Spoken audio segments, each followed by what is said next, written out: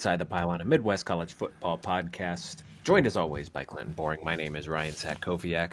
We're here back for our second Saturday Night Live reaction show. And by the grace of God, this one's going to be a spicy one. Clinton, I know how you're doing, but just tell everyone how you're doing.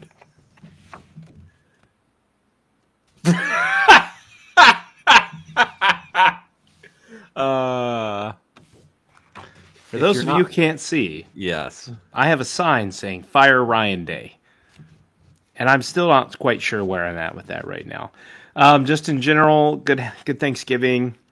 Some really good football this weekend. Today obviously was, one of those days, to quote Limp Bizkit. And I don't have much other words for today's college football, Ryan. I have watched without a soul today, and I don't know how prepared I am to do this show other than talking about the Ohio State game, so you may have to carry the weight today. How are you? I'm still kind of shocked, man. That was that felt kind of like the 2021 game. Well, it didn't feel like the 2021 game because that was just like a whoa, what just happened physical ass kicking. This was just like,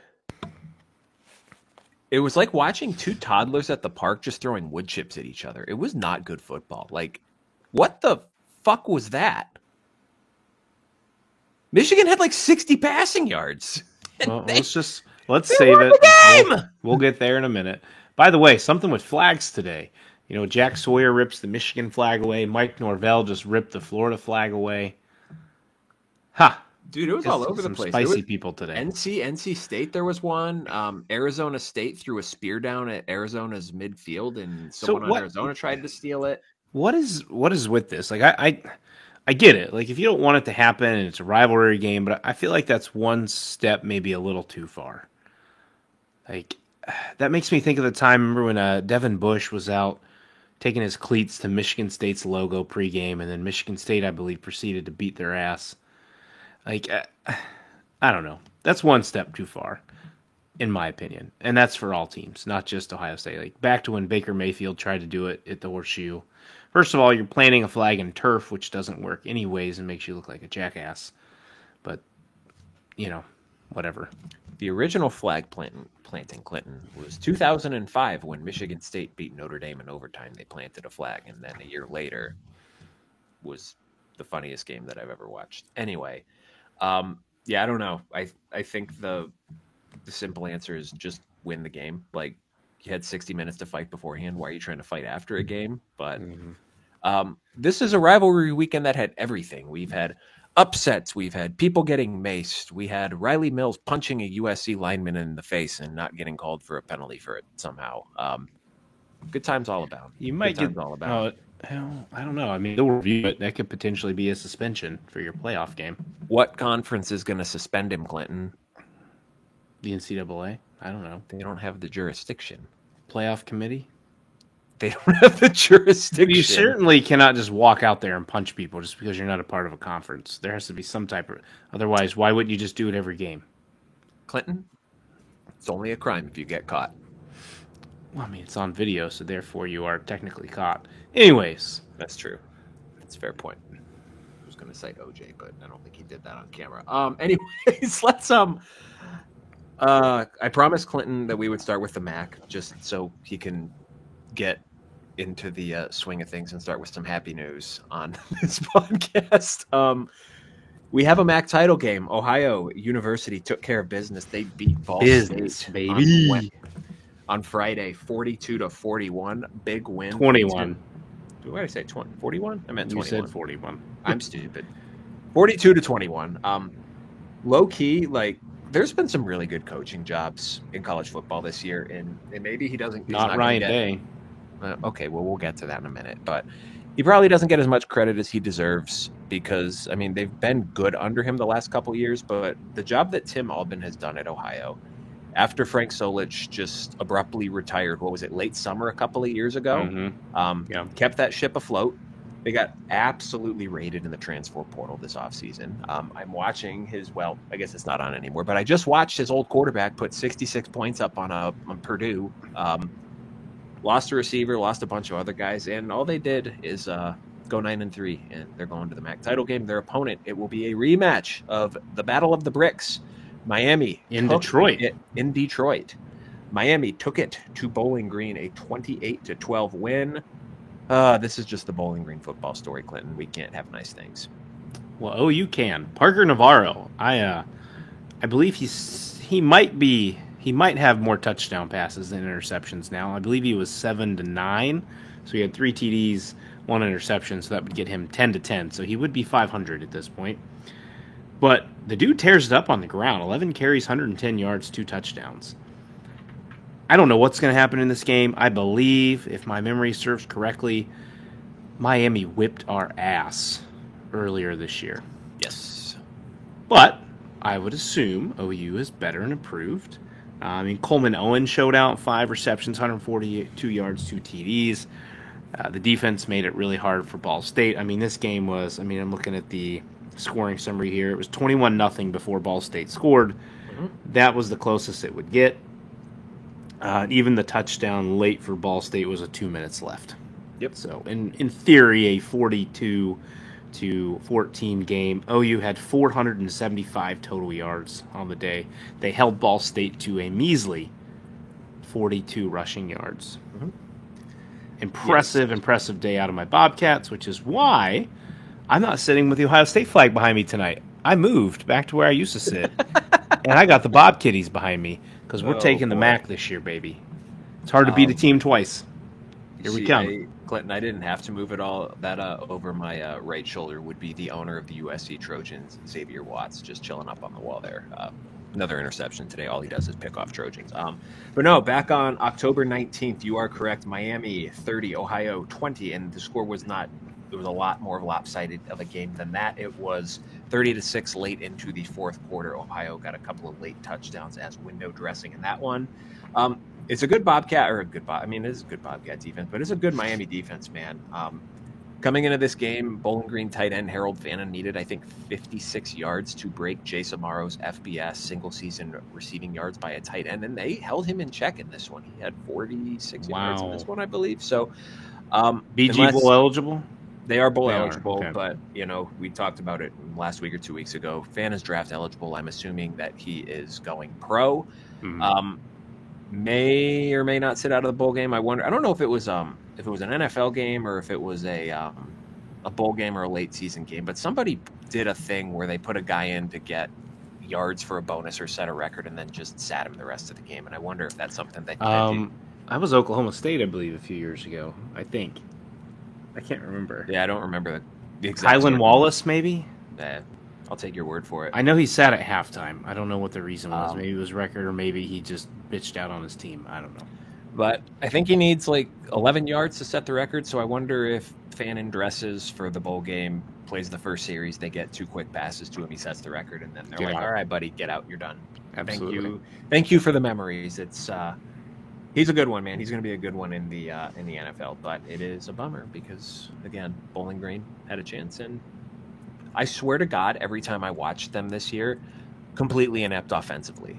Even during, I did not watch them against Penn State or Texas A&M in the first half. So I'm like, whatever, this is going to be a blowout. And then I pull up the score. I'm like, oh shit, I should turn this on. Turn the game on, and then, I jinxed it. Quick side note, Ryan. Yes. Colorado needs Iowa State to lose, correct, to get in? I think that. Otherwise, it's Iowa State versus Arizona State. I believe that is correct. And BYU needs. I think BYU's done. I have not stayed up to date throughout the course of the evening on the exact. Well, they're certainly done if Iowa State wins. There might be a scenario if Iowa State loses. But anyways, let's do Friday games, Ryan. Might want to tell the people I forgot our window dressing to start at the beginning again. We just dove right in. Oh, yeah. Well, we're live on the YouTube right now. You can find us on the YouTube channel at ITPCFB. Make sure you are subscribed to that feed just for fun. We go live. I don't know what our schedule is going to be like once the playoff starts. We'll have to talk about that, but we'll be live with you again this week on at least Monday at 9 p.m. and Thursday 9 p.m. for our midweek and our pick'em shows. if you prefer to listen to us in podcast format, you can find us on Apple or Spotify or wherever you get your shows. We're at Inside the Pylon, a Midwest College football podcast on there, or your one-stop shopping for all of the above will be following us on Twitter at ITPCFB. You can catch our links, interact with the show, all that fun stuff through there. Real quick, let's touch on Friday afternoon games. Well, one afternoon and one night game. Minnesota prevents Wisconsin from getting bowl eligible. Told you all, Gophers, lock of the week. First time in 22 years, Wisconsin will not be bowling because Minnesota took them down 24-7. And Clinton, for the second consecutive year, Iowa walks off Nebraska for a 13-10 win. A 13-10 win. That game was bananas as well. But let's start in Minneapolis, St. Paul. I wonder how Gophers fans feel about this season because, heading into it, before we talked to Ryan Burns preseason, I think we were both pretty down on Minnesota coming into this year. And then we talked to Burnsy, and I think I don't think he meant to talk us into Minnesota, but just like talking through him, I think we both kind of shifted course a little bit. And I think we both took the over on the preseason win total, which was 5.5. So technically hit it, 7-5 season.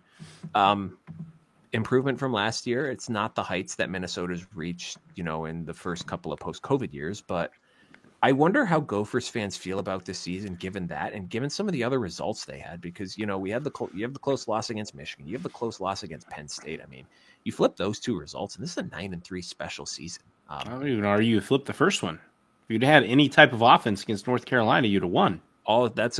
Completely. Week 1, our Thursday game we were live for. They couldn't do anything. If this Max Brosmer played Week 1 against North Carolina, they would have shredded North Carolina. Oh, yeah. Now Mac Brownless. Yeah. North Carolina Tar Heels. And it's like it's kind of one of those, the transfer portal giveth, the transfer portal taketh away. But you get that new quarterback coming in, like the first couple of games, and I mean we've seen this at a couple of different spots.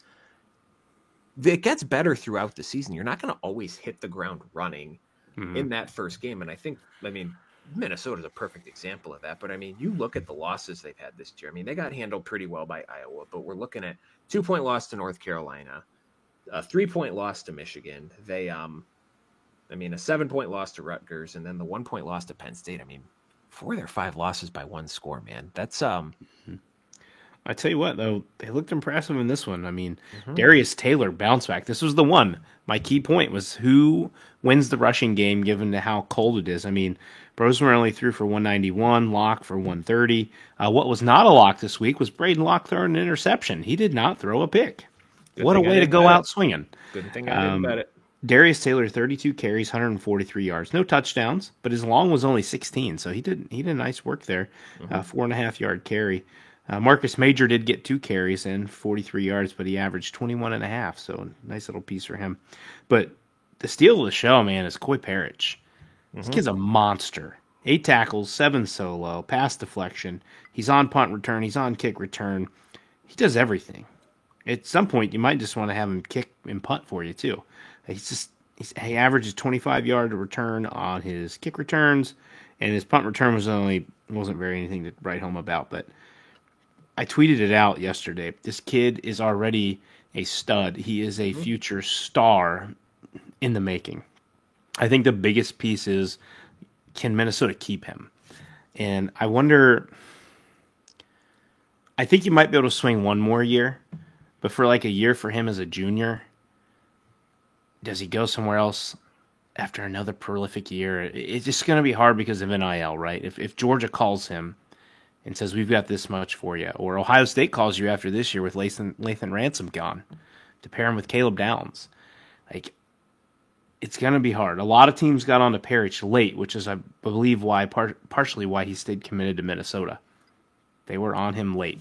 So it'll be a battle. I hope he stays at Minnesota. I think Minnesota has a proclivity for putting safeties in the NFL, so it's nothing to really miss on. To Wisconsin, though, man, we just talked about rushing battle. Take out the 14 sack yardage for Braden Locke, and they had a whopping 51 yards on the ground. Not good. Wisconsin's offense has been anemic since they went on that run that we talked about. And this was more than just a quarterback away in this game. I don't know what it is with them. They need a new OC. They have got to get a quarterback. I don't know if we've got any further updates about Van Dyke, if he's going to be back next year, but at some point, living in the portal is not the way you want to be at the Big Ten level. He wasn't that way at Cincinnati. You got to find your guy and you got to go with him. And it's hard when Braden Locke is the dude you got to play. Like Wisconsin's got a lot of soul searching to do this offseason.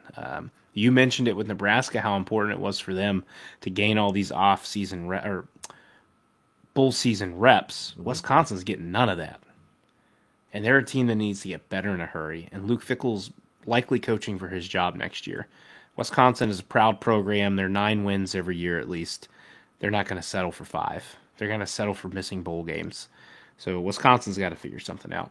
No, I mean, they fired Paul Chryst for falling into that 6-7 win range as opposed to the 8, 9, 10 that they've been accustomed to. Oh my God, a block punt by A&M. Oh my Holy cannolis. Okay, so it's not over. When I invited Clinton to this chat, it was 17-0 Texas, and Texas was driving, and I was literally like 5 seconds away from tweeting from our account. Big statement game from Texas, huh? I went upstairs to refill my drink. I came downstairs right as A&M was pick 6 in Quinn Ewers to make it 17-7. Texas since has drove down the field, got inside the red zone again. Quinn Ewers fumbled. A&M didn't do anything with it. Texas just got the ball back, and Texas A&M just blocked the punt. Texas has been the better team today, man, but they are... This has been a unique college football day. Yep. To kind of symbolize the entire year, right? How we keep saying we don't truly think there's just some team that's head and shoulders better than other teams that you're just like, they're the national champion favorite. Like, clearly it's Oregon. They're the only undefeated team. But we've even found chinks in the armor of Oregon at this point. Mm-hmm. So this playoff... lost to Wisconsin. Almost lost to Wisconsin. And should have if, you have a quarterback that you didn't have. It's a funky year, man. Who knows? Maybe Boise State's in the national championship. Listen, they might be the 3 seed right now. Pretty crazy. I actually don't know if were they ahead of SMU last week? I don't remember. Well, they're sure as hell going to be ahead of Clemson if Clemson somehow pulls that one out. Talk about backdooring your way in. Clemson loses and gets into the ACC championship. Yeah, right. So real quick before we touch on the Iowa and Nebraska game. So elsewhere in college football tonight, number 6 Miami lost to Syracuse. They are officially out of the ACC title game. Maybe out of the playoff. I would expect them to take a similar fall to what Indiana did last week, and I expect Miami to 100% be behind Indiana because much with we were talking about, or others would like to point out the Hoosiers' schedule. Miami's schedule is very similar. Now they have 2 losses to unranked teams. So Miami's going behind. That means the ACC title game is going to be SMU versus Clemson, who lost to South Carolina today and is a 3-loss team. So there could be a bid stealing situation in the ACC as well as the Big 12. Arizona State is in right now. They were 16th last week. Maybe they'll jump up a little bit this week. I'd assume they're up, yeah. Iowa State, if they win against Kansas State, I believe they are then the other team in the Big 12 title game. If they lose that game to Kansas State, I believe it's Colorado. Yeah, I'm full send Sun Devils right now, man. They look good. I believe Iowa State just scored, so they're up 2 possessions now. So I think Kansas State better hurry quickly. So we're looking, all this consternation about 3-loss teams in the playoffs. People keep losing, so we're probably going to have to. We're going to end up. Alabama's probably in at this point, as we said they would be. Playoff. Alabama's probably. South Carolina just bolstered Alabama's strength of schedule with a win today. Yep. South Carolina can't lose another game to hurt the schedule. Nope. Bama can't lose another game to hurt themselves, although they did not look pretty, really, against Auburn today. 28-14 win, but still didn't look like a team. But they're going to get in, and Milroe is, we call him Mill Ticket. He is the golden ticket for them. If he has a game like he does against LSU, they could win a national championship. If he has a game like he did against Oklahoma, they will be out in the first round. They will be playing in a cold environment in all likelihood. Absolutely. Coming to the north, baby. whether it be in South Bend or It's in going to be Apple Notre Dame or Valley. Penn State. I'm going to presuming Oregon wins. Mm-hmm. Yeah, I mean, even Eugene this time of year is pretty chilly. Yep. They had snow at the Missouri game today. Oh, Iowa State did not get a touchdown. They kicked a field goal. It's 29-21, 8-point game. Ooh. Washington just scored on Oregon to make that a slightly more respectable 49-21. It's not 19.5 though. No, it's still a healthy cover for the Ducks right now, and it is now 4th and goal for A&M. They have not been able to punch it in on this. Yeah, don't ruin this for me. I think you're slightly ahead of me. Sorry. Anything you want to talk about with Iowa, Nebraska? Somehow, I mean, it's not. Vegas always knows. We thought 8 was a low number for the Hawkeyes preseason, and here they are, 8-4. More quarterback issues throughout the season. You know, Cade McNamara definitely was not the answer, but then gets hurt. Brendan Sullivan, up and down, maybe looks okay, maybe doesn't look okay. And then Jackson Stratton comes in, and I mean, he was fine in this game. Nothing to write home about. So a step forward-ish for Iowa on offense this year, a step back on defense. And I guess when you combine those two together, that's how you go from 10-2 to 8-4. Yep. I mean, key notes from this one, Nebraska 5 fumbles. They only lost 2, but you still fumbled the ball 5 times. Dylan Raiola played pretty well, made some good throws.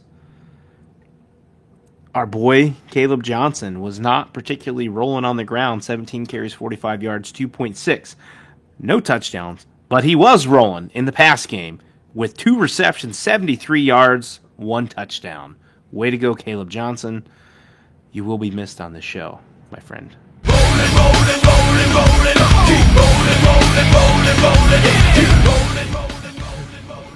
One more for old time's sake. Absolutely. Ryan and I have a concept. We might be working on something to where we do a roll-in ground player of the week next year to keep this thing rolling. To continue to use the term. We got to find one guy. It's got to be one guy. Just one guy to give it to? Yeah, I already got an idea. Okay, that's fair. You're going to say Jeremiah Love. It's going to be Jeremiah Love. Of course. Until he transfers at the end of this year. He's not transferring. Anyways, hell of a game. It was fun watching this one while I was watching the Georgia 8 overtime thriller that we had last night. And with a touchdown here, Georgia is a lock to the playoff. Heard that 700 times. Yeah, that was maybe it's a Georgia Tech thing, because when Notre Dame played Georgia Tech, out of every commercial break, they pulled up the stupid ass All-State playoff predictor. I swear to God, 700 times in this game. So, maybe it's just a Georgia Tech thing. Oh no. Jeezy Cal. That's what you call on 4th and goal? That was a game's over. That going home, like, Texas that looked A&M. that looked like Georgia Tech on their 2-point plays. Does Buster Faulkner not have a 2-point play in his playbook? Well, you certainly don't have any for 8 overtimes worth. Also, there is a non-zero chance that Brent Key did not know the overtime rules. Did you see him call for an extra point after second overtime? Yeah. They scored and he had one finger up. I'm like, homie, no, you got to go for 2. Well, listen, Ryan, the way they change these rules is stupid. That's fair. Georgia may have beaten them earlier last night, but if it was the old rules, but this little 2-point off, if this happens in the playoff, I'm going to be so pissed. I'm going to be disgusted. I'm going to be so pissed if the national championship is decided on that nonsense. No. Highly unlikely, but worse than the Argentina-France World Cup being decided on penalty kicks. That was nonsense. Yeah. Blasphemous. Let's get to it, Ryan. I was going to say, any other final thoughts on Nebraska before we move on? Good season for Nebraska. I mean, you got your bowl eligible. We talked about at the beginning of the year. Yes, maybe some of us in the social media world and the college football talk world might have bolstered the Husker fans a little more than they were probably actually going to finish, but we were excited. It's an exciting team. Dylan Raiola's got a good OC with him now. I think they found something. You just got to get him some athletes. Iowa, I don't really know what you do next. You got to get a quarterback, most likely. And you need, I know you're going to get Sullivan back, but you should definitely need some competition there. And then Caleb Johnson's gone. He was your entire offense this year. So guess you better find something or get your defense back up to normal snuff. But I'm looking forward to seeing both teams in bowl games. Not going to be anything amazing. Iowa fell short of my thoughts that they'd win at least 10 games, so kind of disappointing there, but fun game to watch yesterday. All right, Clinton, it's time. Ohio State, you are again. I have no words. Truly, truly erroneous stuff in this football game. Michigan 13, Ohio State 10. It was Ohio State's worst offensive performance since Cotton Bowl. Stone Ages. I'm not even counting last year. They had to play a third-string quarterback last minute. Well, they might as well play. But in an actual regular season, I couldn't tell you. Oh, I know their last worst performance is when they got beat 31-0 by Clemson. There you go. There you have it. In the playoff. That was 20, they missed 2 field goals in that game, too, by the way. 2016? Yeah. As I was watching in Florida after just having moved down there for my last rotation. It's brutal, man. I feel like if you told Ohio State fans before this game, Davis Warren will throw 2 interceptions and 62 yards, they would have asked, when did Julian Sayin get in this game? Because I feel like the assumption would have been they beat the crap out of Michigan. And alas, they did not, because they gave up 172 rushing yards, which was only 4.1 yards per rush. But still, when you don't do anything on your own offense either, then,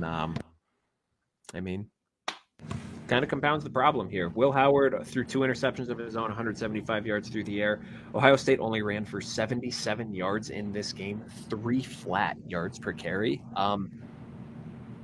And it's officially a problem. I think it was a problem before this, Clinton, but I think 2021 was kind of like this weird, cathartic, almost Team of Destiny thing with Michigan, where it was like, wow, everything just aligned, this smash mouth football team. And here we are playing in the snow, and we're playing this high flying offense that loves to spread it out, and they can't handle the snow. Don't forget Ryan Day's excuse that Ohio State had the flu, Ryan. Come on. And they had the flu. That felt like a weird one-off, and then 2022 came around, and the same thing kind of sort of happened again. Mix in a couple big plays in the fourth quarter for good measure. And then last year, man, say what you want about Connor Stallions, blah, blah, blah, blah, blah. Michigan was a good football team last year. They were not this year, man. This team stunk. They got their ass kicked by Texas. They've lost to crappy teams all year, and they walk into your house, and they push you around for 60 minutes. It's kind of like at this point, though, man, you brought everyone back to win this game. You had a loaded roster everywhere. No weakness. Well, maybe some weaknesses, but on paper, the quarterback's playing well. The offensive line looks like it's gelling well. You certainly have the advantage at the skill positions. You have the best defense in the country, who, by the way, played pretty well today, all things considered. Neither team had a sack today, by the way. That's crazy. But it's just they stink. You don't have there's no excuse for this. Are you giving me the floor now? Yeah. I don't know where to go, man. I have about a million places I would want to start. Howard's interceptions, horrific.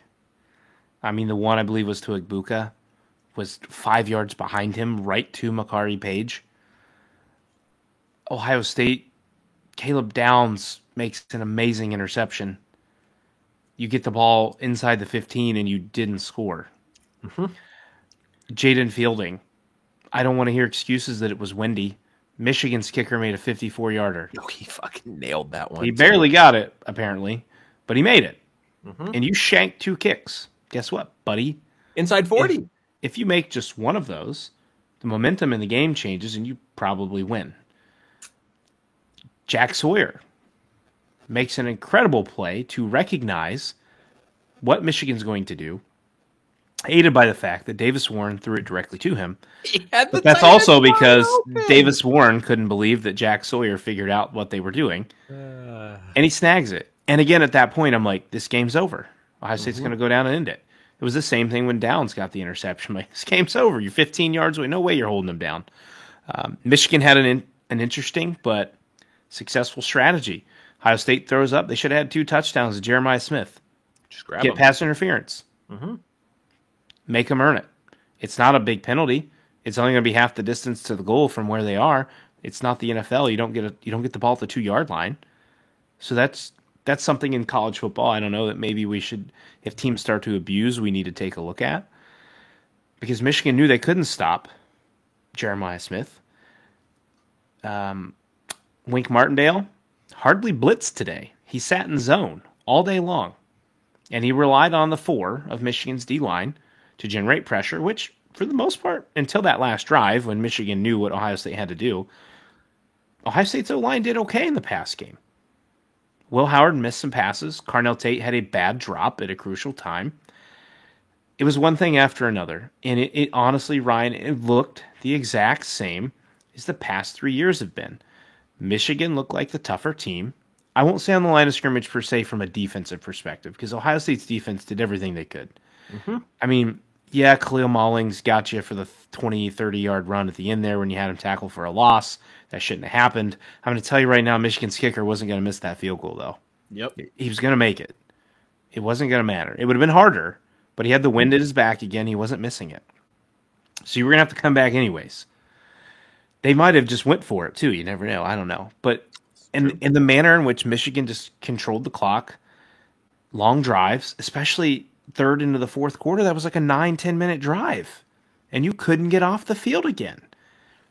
But again, the defense, if you remember these Michigan games the past 3 years, it's Knowles has been gassed for big play, big play, big play. They didn't give up shit today. Mm-hmm. They played as well as you could. And you might gripe about the fact that they didn't have sacks. Well, they only threw he had 9 completions. And it wasn't like he was standing there trying to wait 10 minutes to throw the ball. Mm-hmm. Ohio State's offense. Will Howard, man, this is what I feel like all Ohio State does now is talk. You talked the whole week about how bad you wanted this for your coach. How bad you wanted it for Sawyer and Tui Malau and all these guys who came back, and you wanted it. And buddy, you played like a guy who had no clue. This was your worst performance of the year. This is why I have not been someone at all saying that Will Howard all year deserves to be in the Heisman conversation. That does not mean I don't think he's a good quarterback. That doesn't mean I don't think he can't win with Ohio State. Just not my thought there. The play calling. Dear God. It was so bad. What was the game plan? So apparently, allegedly, the wind was pretty swirly today, to the point that by the time the end of the game, the American flag had wrapped itself around the pole. So I guess that impacts Ohio State's deep pass game. But where was your intermediate pass game or your short passing game? You literally just ran the ball repeatedly into Michigan's strength of their defense, which is Mason Graham and Kenneth Grant, and just beat your head against the wall. And then every time you'd have a good pass play, guess what they do? They'd run the ball up the gut. The one time Ohio State has the ball, I don't know, it's 3rd and 7, and it's in their own territory, and they ran the ball for a 1-yard gain. They didn't even try to throw. And I'm like, what? Is this Zach Taylor calling plays? For those of you who don't know, Zach Taylor is the Bengals coach and offensive coordinator. He's a bozo. I'm like, why are we playing scared? It doesn't matter the offensive coordinator. Chip Kelly calling plays or Ryan Day calling plays, it didn't matter. It was the same result. You walk out there with a stick up your ass for the entire game. After Ohio State went down and scored so easily before the second quarter, I was like, oh, I think Michigan's in trouble. They're going to use no huddle, and they're going to attack them. Guess what they didn't do? They didn't use no huddle anymore. I'm like, you didn't even wear Mason Graham and Kenneth Grant out, which is what I thought you would do. I thought you would wear them out to the point in the fourth quarter they wouldn't have any gas left to affect the game. Boy, was I wrong. Clearly, Michigan, we talked about this, their D-line was going to challenge this offensive line in a way they hadn't been challenged yet. On the run front, it was pathetic effort from Ohio State. But it was also just bad play calling. Players have to play, right? But coaches have to get guys ready to play. I don't know what the hell this game plan was today. I couldn't tell you. You may not be the tougher team. And it seems that since Jim Harbaugh's born on third base comment, what was that, in 2021, Ryan Day has had this thought in his head, I just have to go out and prove that we're tougher. I have to go out and prove that we're tougher. I'm like, no, you don't need to. Especially this year. You have way better athletes than them. They can't cover you. They suck in the pass game. Go attack them. And you didn't do it. Like, I'm looking at this, and I wait for it to load. I had it up, and then it disappeared. The damn passing statistics, 6 receptions for Carnell Tate, 58 yards, that's fine. But Jeremiah Smith for 35 yards, like, come on. Now, they were triple teaming him with some zones. So if they're committing that much to him, something else is open. You can't tell me Egbuka wasn't open, Tate wasn't open, Guy Scott wasn't open, Jelani Thurman wasn't open, Travion Henderson wasn't open. Can I continue to list all the elite playmakers Ohio State has who didn't utilize in this game? You used nothing with Egbuka out of the backfield. Your creativity and play calling was the most vanilla thing I've ever seen. I'm sick of seeing this every year. It is disappointing. It ruins my Thanksgiving weekend every effing year. Like, I get there's a toughness problem. That's fine. But I felt like Ohio State's team's been pretty tough this entire year. They have looked different. I really think it's a coaching preparation issue, man. You never saw this thing with Urban Meyer when they would come out. They were ready for this game. If anything, they might have not been ready for Purdue. But gosh damn, you knew they were going to be ready for Michigan. And Ryan Day, the same damn look on his face the past 4 years is like, well, what did I, huh? Like, dude, you're getting paid $9 million a year. And you can't go beat the worst Michigan team since Rich Rodriguez? Outside of COVID. COVID's a fluke. It's fucking mind-boggling. I just don't get it. You have the most talented team in the country from top to bottom. I don't think many people can argue that. But talent doesn't equate wins. You have to earn it. You have to play for it. And I have pushed against the idea with Ryan Day for the past few years. I don't know if I'm there anymore, Ryan. Like, I know they have a game left, at least one, in the playoff that they'll probably host. But you can't keep losing to Michigan. You cannot lose to Michigan. This was a John Cooper loss. This was pathetic. Like, you just weren't ready. You played like crap. You coached like crap. I don't know what else you can do for Ryan Day. You can't defend him anymore in this game. Now, we say this, and Ohio State's probably going to come out and somehow end up in the national championship.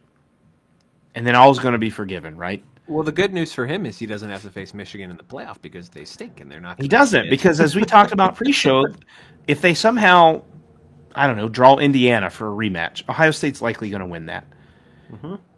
And then you get Oregon if Oregon beats Penn State. Then you get Oregon. Well, maybe Oregon should just run out with a block M on their helmet or a winged helmet and make Ryan Day shit down his leg. Because there is something, a mental block with this man, with Michigan. The whole entire stadium, 110,000 assholes puckered up in that stadium in the third quarter. My own puckered up because I knew what was going to happen. Now listen, all I hear, let me get this out.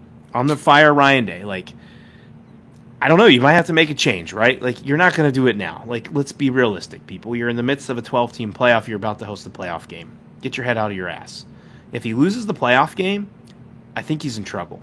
I think he might be done. Ross Bjork is a new AD. He has no ties to Ryan Day. This is not Gene Smith. Ross Bjork is not going to make excuses for him. It's the same thing I've said before, though. I don't know where you go. What are you going to do? Bring Urban Meyer back? You're going to pay Nick Saban to walk off ESPN's studio to come coach? I want to completely knock out this Dan Lanning bullcrap. Like, the dude is not leaving Oregon. They have Nike, they have Phil Knight, and they've beaten you the last 2 times you've played them. What the hell would he want to come here for? It ain't like he's getting better weather. He's not going to Miami, Florida. He's not coming to Ohio State, so shut your mouth with that, Ohio State fans. I don't want to hear that crap. Then all these people were pining for Mike Vrabel. You want him because of the toughness factor and because he came from the NFL and he's an Ohio State player. He doesn't want to recruit. I don't care what your NIL bag is. If you don't want to recruit, you're not going to get anybody. You're not going to win. And then this one, Ryan, Marcus Freeman. All these Buckeye fans. It's time to bring Marcus Freeman home. What would make you think he's going to leave Notre Dame right now? And even then, I'm going to argue with you. Hey, he came to Notre Dame. He said, listen, I'm telling these guys, don't make the same mistake I did. Yeah. Well, as far as like coaching experience, like why would you take Marcus Freeman over Ryan Day? 3 years. There's no way you're doing that. 3 years of a head idiocracy. Coach. No. Marcus Freeman might become the best Notre Dame coach of all time. I don't know, but you're not waging a bet for Ohio State to go pick him up and then be like, yeah, he's automatically better than Ryan Day. Like, no, he's not. Mm-hmm. Let's rewind back to when Notre Dame lost in Northern Illinois. How many people were laughing at him and said he was a horrible coach? He couldn't do it. How many people were laughing at him last year? Mm-hmm. You're just picking out the hot name of the bag and trying to throw it out there. There are only 2 coaches available on the market who are better than Ryan Day, and that's Urban Meyer and Nick Saban, and neither one of them are coming back. So I'm not saying you shouldn't fire him. I'm just saying you better be damn careful in who you replace him with. Kalen DeBoer. Why? Why would you do that? I'm just saying shit to say. Well, shit. Here's the other thing too. Like Ohio State's not going to take a risk on like an up and coming coach. Like they're not going to go to Jacksonville State and pick out a. They're not going to call Dion. Do you know who Jacksonville State's coach is? I don't know. Rich Rod. Okay, well, that was purely an unintended joke for me. Iowa State won, by the way. God, wait, what was the final? 29-21. Fuck! So, nice Kansas State. Iowa State will be squaring off against the Arizona State Red Hot Sun Devils for the Big 12 championship, whilst Texas just finished off Texas A&M and will be squaring off against the I don't know if you're good at all Georgia Bulldogs in the SEC championship next week. That's a rematch I totally wanted to see this year. Yep, and then Big 10 championship, Penn State, Oregon. I think Penn State has the defense that could give Oregon some trouble. I just don't know if Penn State has the offense to give them some trouble. So we will see. Anyways, Ryan, I'd like to walk off a cliff right now as I bring my sign back out for all the Buckeye fans. There you go. But my question mark is, what do you do? Who are you going to bring in? The only guy on that staff you better make sure you're moving up is Brian Hartline. Well, see, it's probably like the $30 million question. It's like, you can't fire the guy you can't just fire him and then do a search. Like, if you're going to make that move, you have to have someone that you are ready to go, confident is going to be the guy. Mm-hmm. And I don't know, like, I think the wild card here, and you mentioned it, is Ross Bjork as the athletic director because he didn't bring in Ryan Day.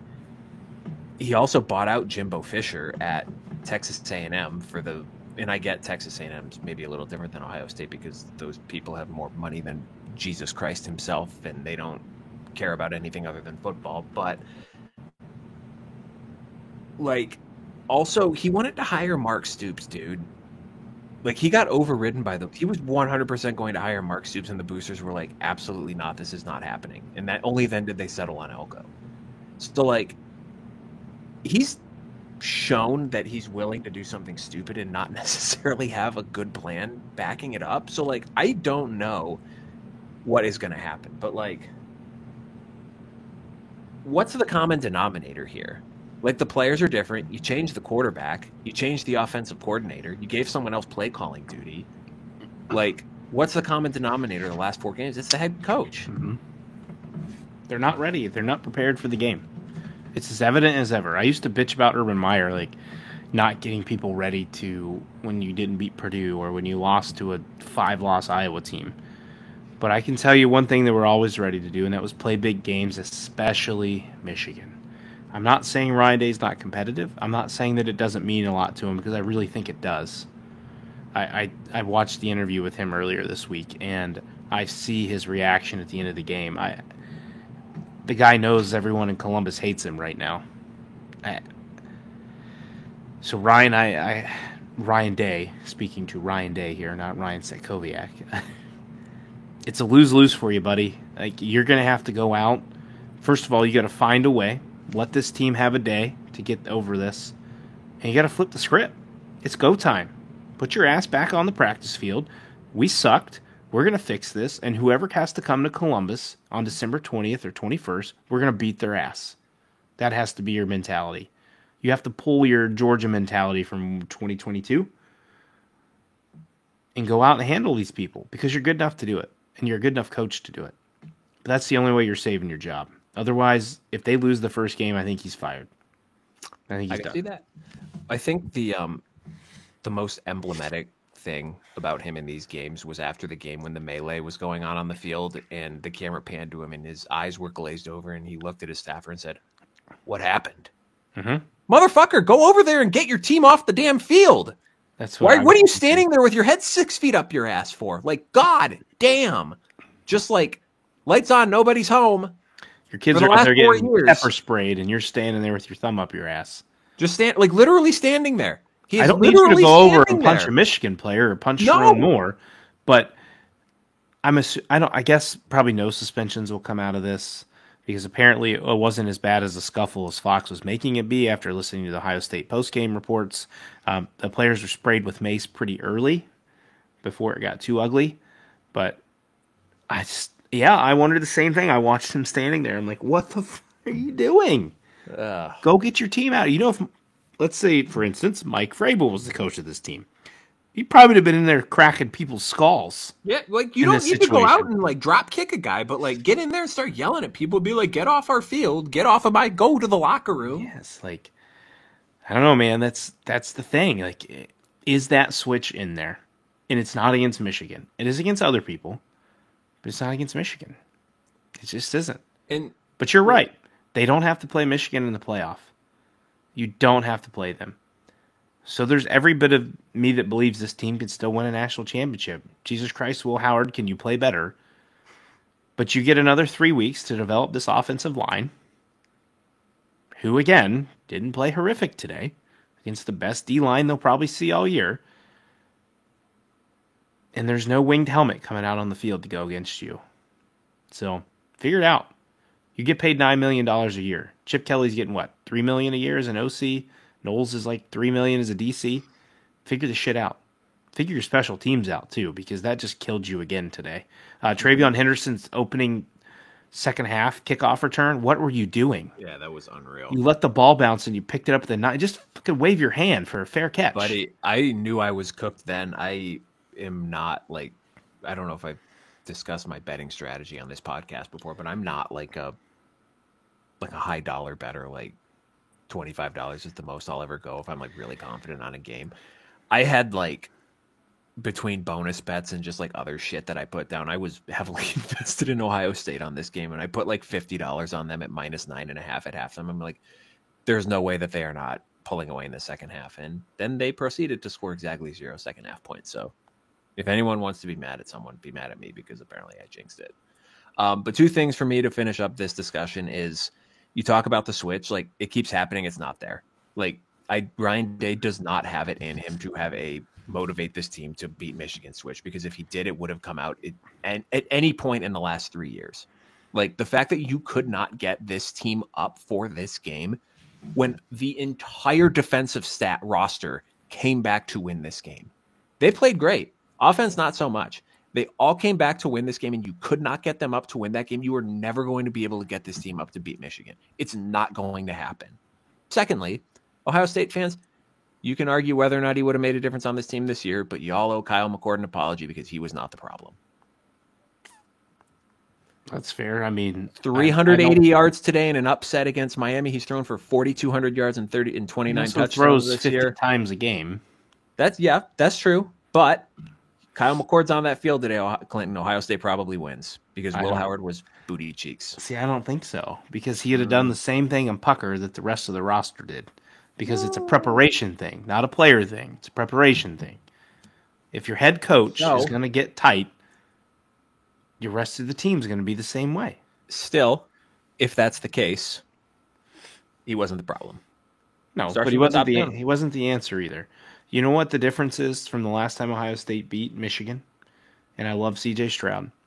The last time you beat Michigan, and when you owned Michigan for a period of time, you had Justin Fields, who was a killer at quarterback, and then JT Barrett. Oh my God! Do you want to open up that can of worms? No. I'm just saying, like, the guy Ohio State fans hated. Dude was one of the best quarterbacks in program history, and you could not wait to get him off the field. He had a killer instinct, though, especially when it came to Michigan.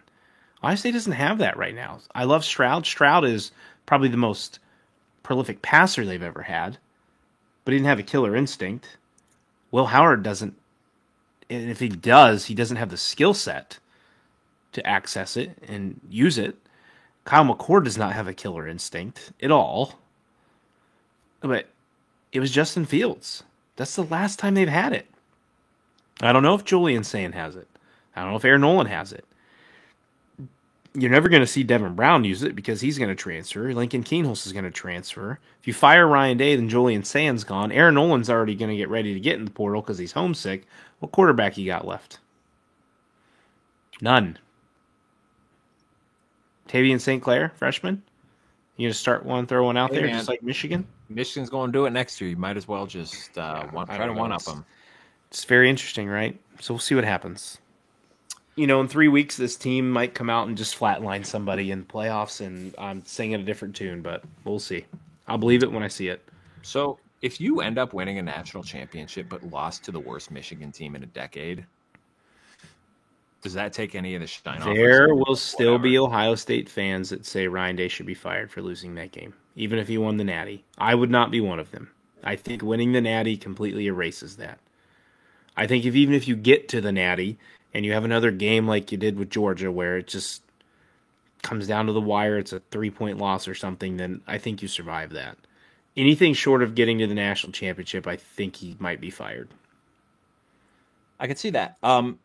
So, unless you have anything else you would like to rant about, nope, I would like to move on to something else. I think the biggest winner of this chicanery this weekend, or biggest loser, I guess, depending on your point of view, was Penn State, who, with their 44-7 win over Maryland, is now going to the Big Ten title game. Which, I mean, I have to watch.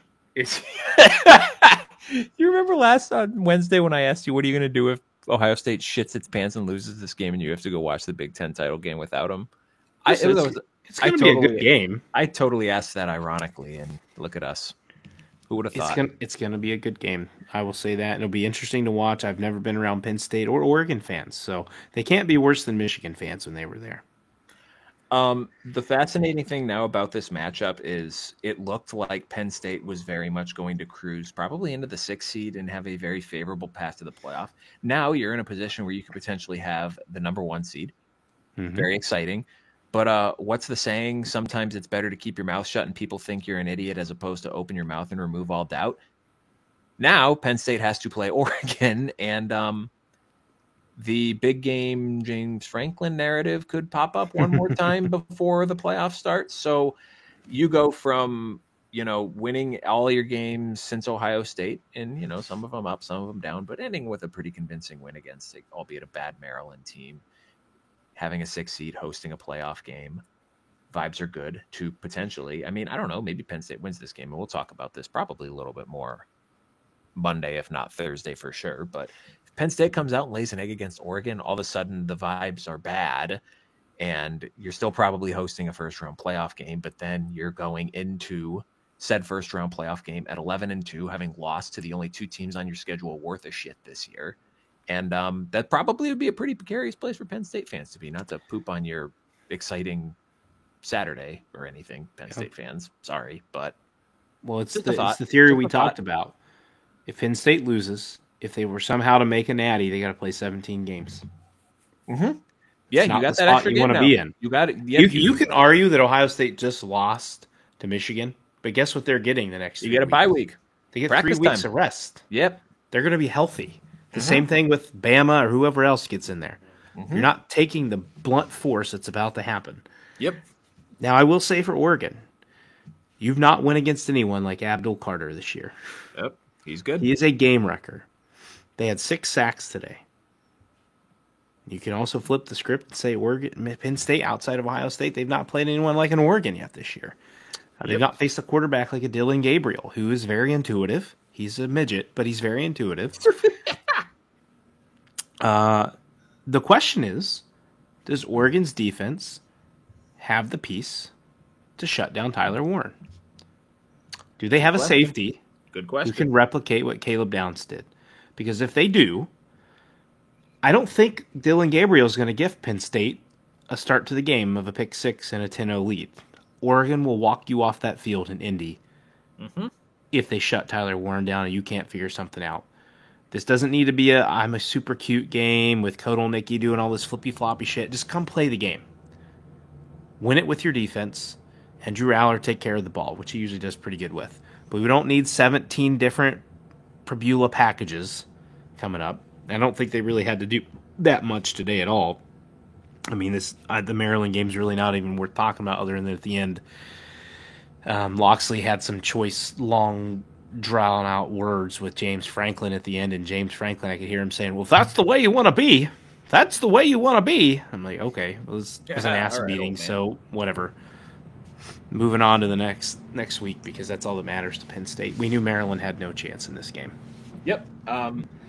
Oregon game is final. They won 49-21. Big news for them is, Jordan James has been banged up. He played 15 carries, 99 yards, and 2 scores. Tez Johnson back in the lineup. Only 3 catches in this one, but 36 yards and a touchdown. And they didn't really have any problem dispatching the Huskies, which, if you've played them on the road this year, you've had no problem dispatching. They are now 0-6 on the road. 0-6. Damon Williams did get the start in this one. Did not play too bad. 17 of 20 for 2. His mobility is going to be a problem next year once he develops. Yes. He's very quick. Yes. The issue for Washington in this one is they could not run the ball for a damn. 37 carries, 43 yards. That is Jonah Coleman, their elite running back, 11 carries, 3 yards. Not great. Those are rookie numbers. We've talked a couple times this year that Oregon potentially gettable on the ground, and they were definitely not gettable on the ground today. So they're coming in. They got some rest, and I'm sure they will be locked and loaded for Penn State next weekend. Speaking of punching playoffs tickets, Clinton, if you're listening to this and you're a Notre Dame season ticket holder, I would like to talk to you because the Irish are going to be hosting a first-round playoff game, and I would like to go to it. A 49-35 victory against USC. It is never easy in LA, Clinton. The pucker factor in this game was high. Notre Dame's defense, this felt like watching 2015 Notre Dame defense all over again. They could not get a stop in this game until it mattered most down the stretch. Back-to-back pick sixes late in the game. 99 yards for Christian Gray, 100 yards for Xavier Watts, the aforementioned owner of the USC football program, now having forced 4 turnovers against USC the last 2 years. He's pretty good. I thought you were going to be joining me on this podcast when it became 28-21, 35-28, something like that.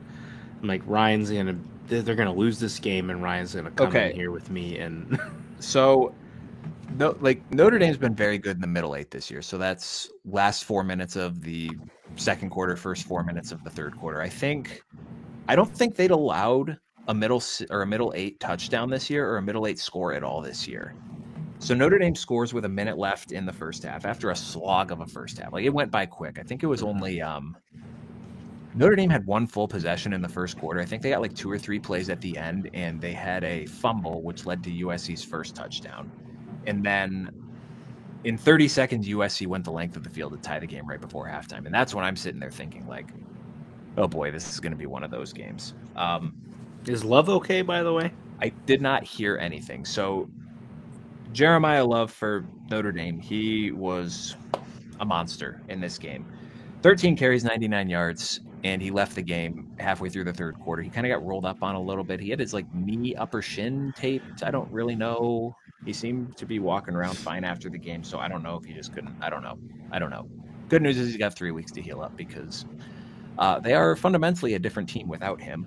The good news, though, is they do have a pretty deep backfield. Jadarian Price then comes in. Full-time, 12 carries, 111 yards, and a touchdown. His best game of the season. So he scores to open the third quarter. USC comes right down the field and ties it up again. I'm like, you've got to be kidding me. We're really going to do this today. But Notre Dame, 21-7 margin in the third quarter. USC got an mid-fourth quarter touchdown to tie it up. Notre Dame's offense did that. Mike Denbrock did that thing again where he just kind of turtles calling plays, and they kept punting it back to USC, who kept moving the ball down the field. But then the two late pick sixes kind of sealed this one. So a little bit of window dressing on this one. This was a close game throughout, despite the final margin. And I nearly pooped my pants about 6 times during this game, and it was mostly due to the food that I ate this morning and not necessarily the game itself, though there were probably some nerves playing into that as well. Probably. I watched it. It was a good game. Told you Notre Dame would win by more than would win by double digits. Well, what I tell you, man, I said I could see a universe where this is a close game and Notre Dame gets a weird late touchdown. I thought it would be offensive to cover the spread, and I mean, I didn't see 2 pick sixes on my bingo card, but that's the margin, man. It was otherwise a 7-point game, really. Yeah. Good performance for USC. I think you might have something in Maeva. He's got a really strong arm. Like he'd be under pressure about to get hit, and he doesn't even step into the throw, and he flings it 50 yards. Like, yeah, I think that was a good move to Maeva. We'll see what they do in the bowl game. They're going to have a lot of talent returning next year, pending portal, pending what Lincoln Riley decides to do, or what USC decides to do with Lincoln Riley. I don't know, but great game overall. Good win for Notre Dame. You're going to host a playoff game. You also now get 3 weeks to sit here and get healthy and get ready for your opponent, which most likely I'm going to say is probably Alabama. You're getting somebody from the South, would be my guess. That sounds about right.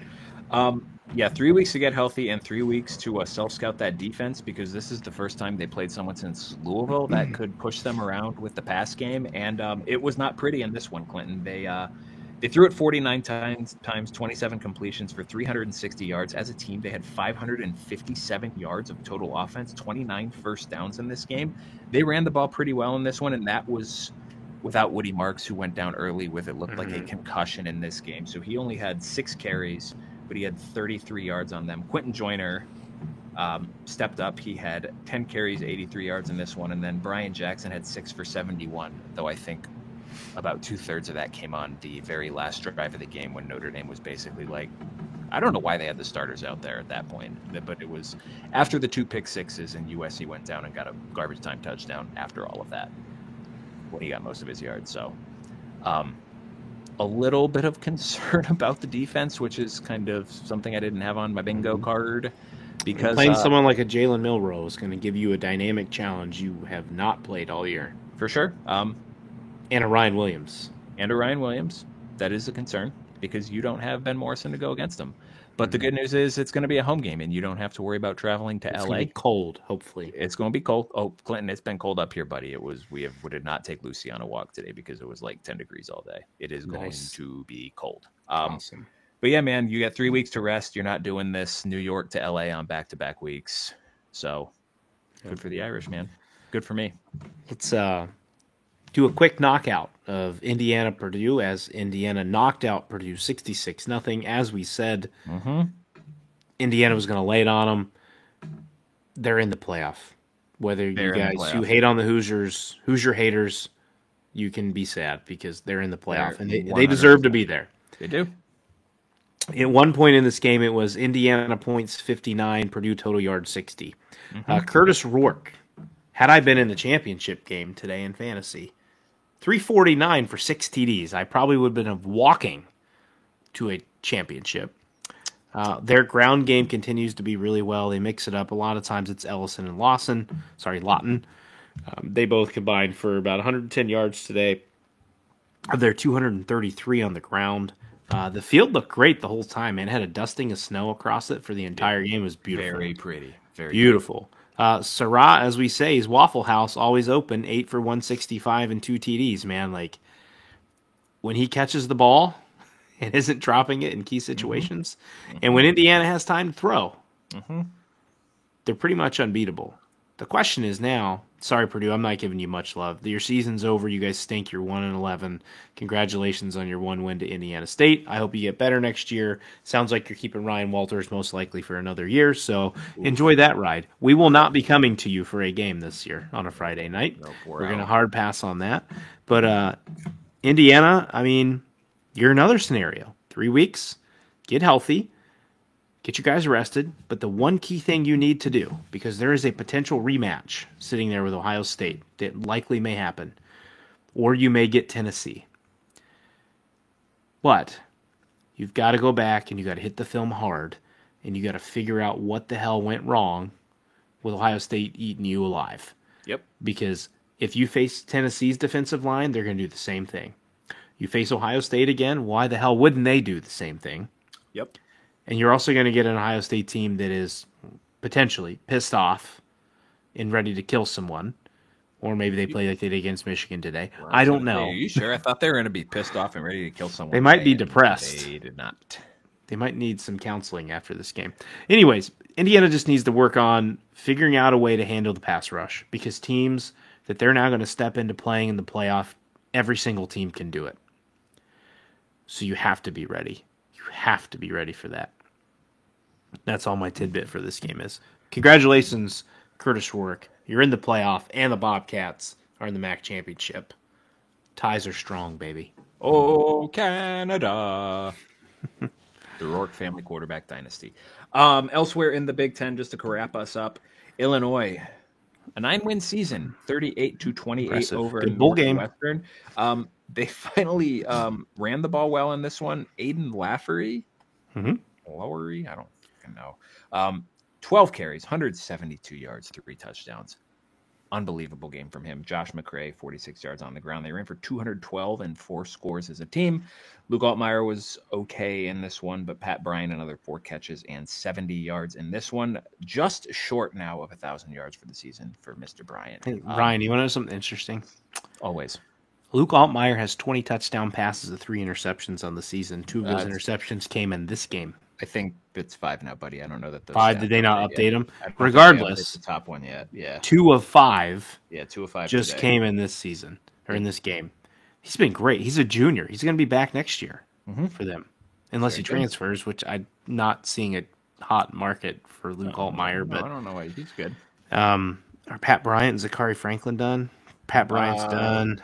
Pat Bryant is a senior. I think Franklin is too. I don't know if they have.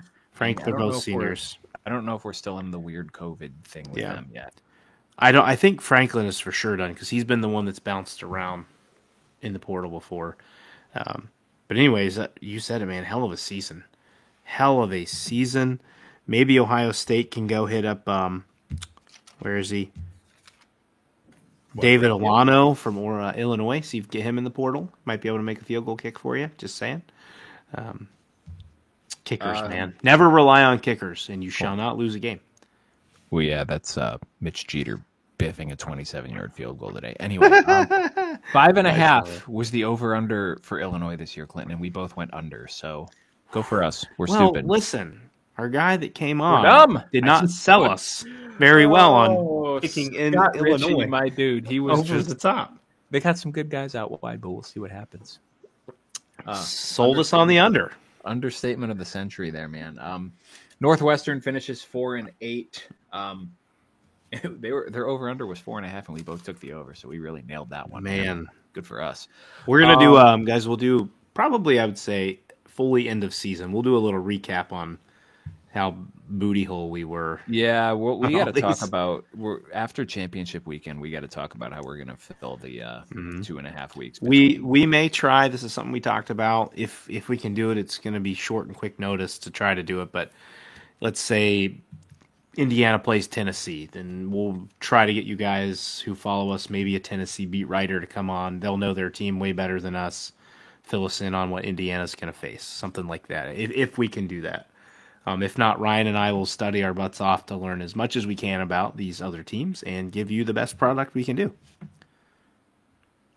Yeah, what he said. And then last 2 games here, Rutgers 41, Michigan State 14. Not quite the 9-win season for Rutgers, but a good win to end on here to get them to 7-5 after they lost a heartbreaker to Illinois last week. And I'm not really sure what this performance was for Michigan State with bowl eligibility on the line. Not great. A clunker. Way more than a clunker. Speaking of a light dusting of snow, there was a fair amount of snow in East Lansing in this one. But hey, Monangai, though, good final game, 129 yards and a touchdown. I cannot envision he's going to play in a bowl game. No, I cannot. Him and imagine. Caleb Johnson, draft ready. Yes, They're done. but if my math is correct, he is just shy of 1,300 yards for the season. How many? What? How many is he shy of 1,300? Is it I significant said for 1,300? No, I mean, like 25 yards, 23 yards. He's not playing. No, probably not. He's got a great NFL career ahead of him. No way. Yeah, true. Save the tread on the tires. He had 250 carries this year. Yep. Yeah. Anyway, another good game from Ian Strong and Damier Miller. Yeah. So that's disappointing. Disappointing for Michigan State. What did we both have them at? Was it 5 and we pushed 5? Is that what it was? Did we hit it perfect? 5 and 7. I'm giving away all of our content here the next couple of weeks, man. Michigan State. Yeah, we both pushed 5. So good for us. Yeah, we nailed it. Nostradamus. I was hoping a little better for Jonathan Smith's first year, but I think Michigan State has something with Aiden Childs. Has to clean up the turnovers. And turnover-worthy plays. But I think Michigan State's got some promise. Nick Marsh, stud freshman wide receiver. Again, got to hold on to him. But their defense was sound. It was turnovers. I think that's what really plagued Michigan State. And injuries, but turnovers. Turn the ball over too much. And lastly, UCLA finishes their season with the win, 20-13 over Fresno State. Ethan Garber's almost 300 yards again. He finishes. He had a pretty good season this year. Made through probably a few too many picks. Molokai oh my god! I've had too much bourbon in their tight end. Tonight. Molokai Mataveo. Mataveo. He had a good game again today too. 8 catches, 120 yards, and still not much in the run game though. That's something they have to fix this offseason. Yep, and I mean, Deshaun Foster, former running back, I feel like he would be the guy to definitely pull that one off. But only 74 rush yards in this one, but 5-7 season for the Bruins, man. Over under. We're gonna eat that one. Was 5, and we both said under. Coming from a London under. Yeah, man, we biffed that one. Oh, also, Ryan, I got to update.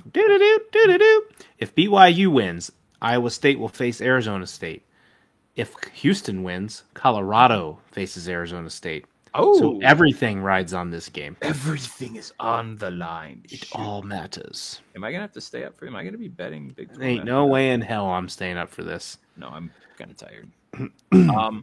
I would like to sign us off for the night by saying, remember, first week of the year, we watched USC play LSU, win that game. Everyone was losing their minds over USC. Oh my God, are they so good? And I sat here and I said, Clinton, can't really tell if we just watched two good teams play, or if we watched a couple 8-4 teams play. I did not 7-5 teams. I did not think that I would have undersold that, but USC finishes 6-6. LSU at least finished 8-4. Yeah. I get it though, USC fans, like watching that game. I get how you lost every game that you led in the fourth quarter because Lincoln Riley's play calling is really weird. Don't get it. Don't love it. And just some weird turnovers, man. It's a weird football team. Played hard today, though. Hey, you want to know another fun fact? Always. Ryan Day has lost 4 games to Michigan. He's been ranked second coming into all those games and lost them all. Well, maybe if you beat Oregon this year, you could have been number 1. It's not the coach. It's the ranking. You just can't be ranked number 2. We're going to start seeing Ryan Day sending some notes to AP poll voters. Can you actually rank us 3rd this week? Yeah. Can you guys drop us? We don't want that. We don't want the number 2 ranking. So game plan for us this week, Monday, will be new playoff talk rankings. Monday again. There's going to be some. How far does Ohio State drop for us? Yep. I feel like we should do something a little special for the Big Ten title game on Thursday, since it's the only game that we're going to have to preview. I mean, I guess we talked about preview it, but we can. Too. I think we need to talk a little bit some of the other games. A lot of playoff implications there. Well, we don't need to do like a immaculate preview. I think we should probably pick them though. Yeah. So we are officially. Our ATS regular season is over. Yeah, Clinton wins, Ryan loses. Yeah, Clinton kicked my ass. Everything else is just for fun now. There's no pizza on the line now. Clinton kicked my ass. It wasn't great. I stopped keeping track because it was so bad. I don't know. Maybe I'll hit up Matt and see if he wants to talk to us on Thursday. Who's Matt? Matt Flip. Oh yeah. Okay. Do you Sorry. hear that, Matt? If you're listening, Clinton forgot about you. You just said Matt. There's a Who- lot of Matts in my life. I have 2 at my current job. How many other Big Ten tangentially related? Why don't we just hit up Matts Matt do you have? and Dale? I guess we could do that. I know Dale And would stay to come work in preview. on. Dale would always come on. The matchup we didn't get this year. It's true. It's gonna be fun. They can do I'm all the work excited. for us, and we just sit here. I mean, that's my home run swing. Cool, man. Anything else you want to touch on before we peace out? No, I'm still depressed. I want to go to bed and sleep, and then take this next 3 weeks to get healthy, get my mind right, for maybe one last or multiple go rounds with this Ohio State team in 2024.